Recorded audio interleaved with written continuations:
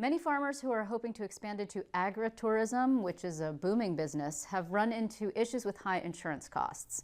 Agricultural tourism includes popular activities like letting visitors pick their own fruit or maybe cut their own Christmas trees. Those do include some risk. So this year the legislature passed a bill that would provide clarity over what safety standards should be met by farm owners when they get into this business. Now they are waiting to see if the governor will actually sign this into law. With me to explain more, we have Assemblywoman Carrie Werner and Tom Stebbins of the Lawsuit Reform Alliance. Thank you so much for being here. I do appreciate it. Great to be here. So this is actually really fascinating because agritourism doesn't sound terribly dangerous. And it is booming, as I mentioned. A lot of people are getting into it, but the insurance cost is prohibitive. Yeah, a lot of farmers are using agritourism as an opportunity to develop a new revenue stream on their farms, and in years like we're having now on our dairy farms where commodity prices are low, this is a nice way to kind of balance things out economically. But when they get into it and they start to understand the costs associated with it, it turns out that the insurance companies underwrite the risks associated with being, inherent risks associated with being on a farm fairly high, and that results in high insurance costs. And for many that means it's not economically viable to develop this additional revenue stream for themselves. So the smaller you are, the more difficult it would be, I would imagine. Absolutely, and certainly the more you do, if you're really just doing a weekend, so you're doing a hayride or a corn maze, and it's only a small period of time, that changes the economics of it as well. So if it's multi-season, there's more the economics might be more viable then. So actually, I asked the Assemblywoman this question before we came on the air, but and we couldn't think of any cases in which farms were exposed to big liability lawsuits because somebody tripped and fell, or they ate a bad strawberry, or they cut themselves with a saw at a Christmas tree farm. Sure. But do you know of some outside of New York that have occurred? Absolutely. You know, when I first started this job and the Farm Bureau was on my board, and I heard from one of their members about where there was a hayride, they had just on a tractor pull, and a person got off just basically stepped off the tractor or the hay bale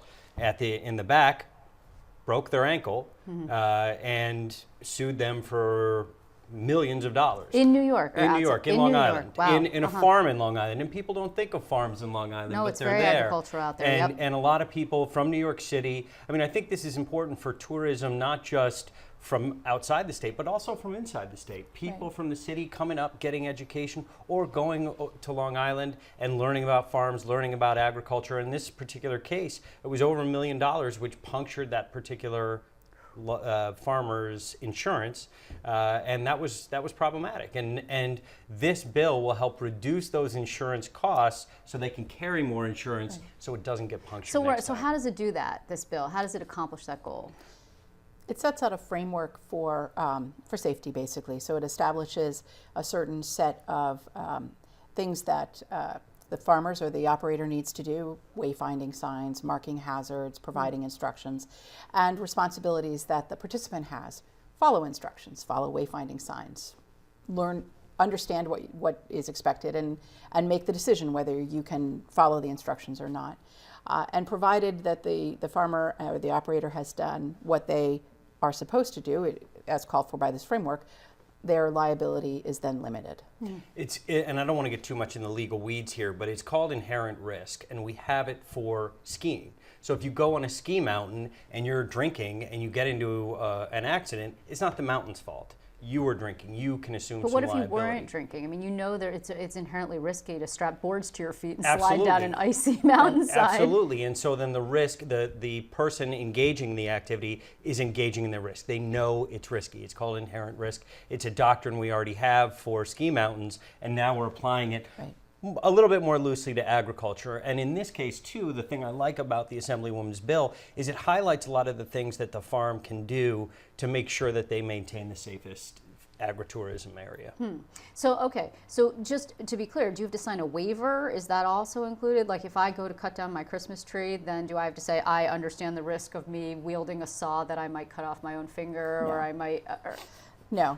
My pants might get eaten by reindeer. I mean, I don't, there's so many different possibilities. I mean, nature, you are in some ways engaging in nature, engaging with heavy machinery. If you wander off into the wrong place on a farm, you could really get into something, I guess. And that's why it's called inherent risk. You know when you go that these things could happen. You know when you strap on some fiberglass to your legs and go plowing down a mountain that guess what, maybe something bad would happen, and you understand that risk. And just like when you go to a ski mountain, you don't have to sign a waiver before you go on a ski mountain.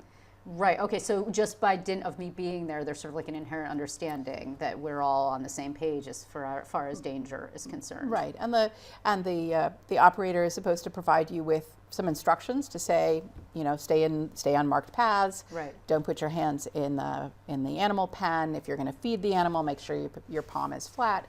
The kinds of things that you need to do to manage the risk, and then you as the participant have to read that, and you can ask for a refund if you choose not to participate.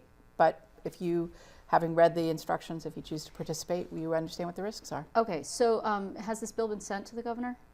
Not to my knowledge. We're hoping the governor will call for it soon, and so that in the fall season, when people are picking apples and pumpkins and preparing to cut down Christmas trees, that it'll be in place. Do you have any idea where the executive stands on this particular issue?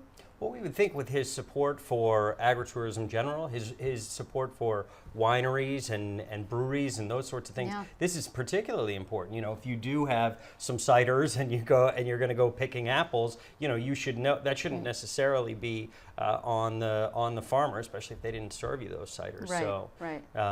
You know, it's an important thing for his agenda for agritourism in upstate. So this is something that the legislature actually did manage to get done this year, and kudos to you.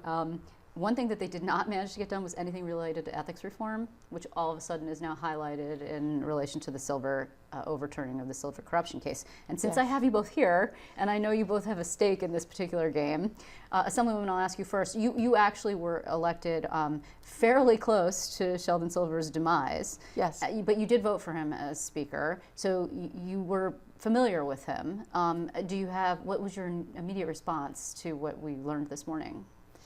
I am deeply saddened by the way our judicial system has treated this, and I think the narrowing of the definition of corruption that the Supreme Court did really points out to me that we need to do a better job of defining our corruption laws, so that, you know, for me, if it looks like a carrot and it smells like a carrot and it tastes like a carrot, it's probably a carrot. But they're saying no, you actually have to see the carrot. Right. So I think we need to see the seeds that were planted, and you need to watch the carrot grow. Right, and then when you harvest it, it needs to actually be orange and and labeled. So it's clear to me that we need to do some work to more clearly define what is corruption in public office, so that when should it ever be necessary again to prosecute a case like this, that the roadmap is clear. And the laws are in place to make that happen. So Tom, you actually put out a statement on this one. I did. And I know you're disappointed. And you and I have had multiple conversations about the hope that Sheldon Silver's demise would actually lead to some overhauling of the justice system. Which is part of the reason we're here today. I mean, some of those advancements have already been made. Well, yes, but vis-a-vis asbestos cases, mesothelioma, et cetera, which really plays directly into his corruption case, that has not happened. So, I mean, I don't think, maybe it's a little too early to say he was vindicated or exonerated or that the system didn't work because they're going to retry him. That said, I'm not even sure where to start with you. Yeah, I mean, for me, you know, if you've gotten $4 million in exchange for something you did at the legislative level, but there was no smoking gun in that. That's the problem, right? There's no smoking gun, but again, I mean, we know that there was money being sent from the state that Sheldon Silver oversaw to an asbestos doctor, and from that, he got back clients. Right? That happened. Now, just because nobody said, you know, this isn't Donald Trump Jr., nobody said on Twitter, hey, how about I give you this for that? I mean, that isn't exactly what happened. But if that's going to be the standard going forward, I don't know how we're going to be able to solve corruption in New York State at all. I mean, and as I said on Twitter earlier today, I mean, I think a lot of legislators, I think we're going to see a higher boost in outside income, which could be a good thing, but what we've always struggled with is the no-show job, the no-show aspect of this. That Sheldon Silver, yes, was getting paid for those clients,